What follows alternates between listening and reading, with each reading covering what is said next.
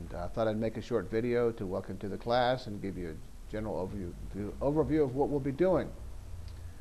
First thing I'd like to say, this is a fully online class, so there's no physical meetings.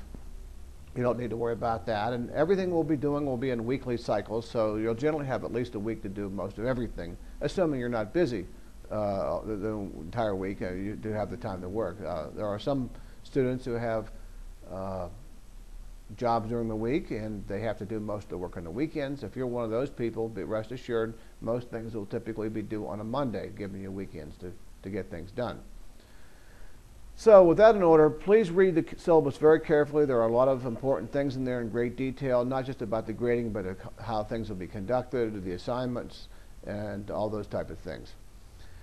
After you get through the syllabus, you want to click on Lesson 1 and become familiar with that. Also be sure to click on the other left-hand links in the left-hand navigation bar in eCollege on our course site to make sure you read through all those type of things we have there. What we'll be doing in this class, we'll be doing a lot about financial reporting, and we'll be looking at financial reporting not just today, but we'll be going back hundreds or even thousands of years and looking at how financial reporting has evolved and how it has become what it's become.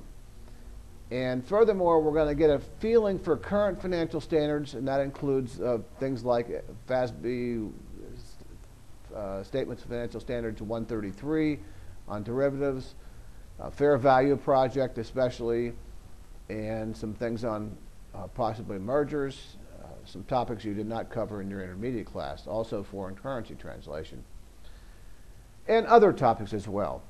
The focus won't be just on learning financial standards, as you may have done in your intermediate class. And one of the reasons the focus won't be just on how do you learn particular standards is that we're moving into an era now where it's almost impossible for any accountant to really learn the financial standards in detail, all of them, or to become an expert.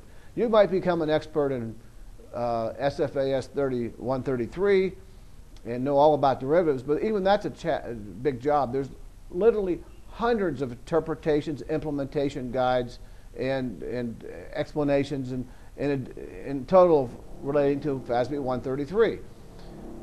It's almost impossible for anybody to understand it all. It's the most complicated pronouncement that's ever been passed by the Financial Accounting Standards Board, and probably by any accounting body in the entire world. And so you can't become an expert in it, but what you can do is learn the roadmap to it. And we'll be learning the basic roadmap for some of these financial statements. And more importantly than that, we're going to be looking at how they were formed, going back in time, and why they are what they are, and how they're a product of the political environment, how they're a product of the economic environment. In the United States, a lot of our standards have been formed as a matter of responses to crisis. For example, if you go to Enron, take the Enron case, there were special purpose entities in the Enron case, and they were off the balance sheet, and they managed to hide a lot of stuff. And so what the FASB did, they passed rules to make it more difficult to put things off the balance sheet and make you show everything.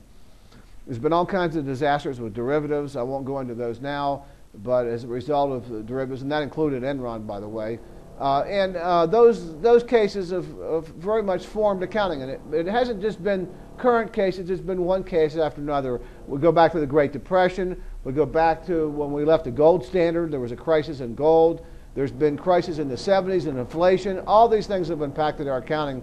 And we want to get an idea how we form these principles, what they are. We want to take a look at the conceptual framework and the evolution of the conceptual framework. We want to ask ourselves, do these pronouncements that are coming in from the FASB and all these places, do these pronouncements, are they consistent with a consistent conceptual framework?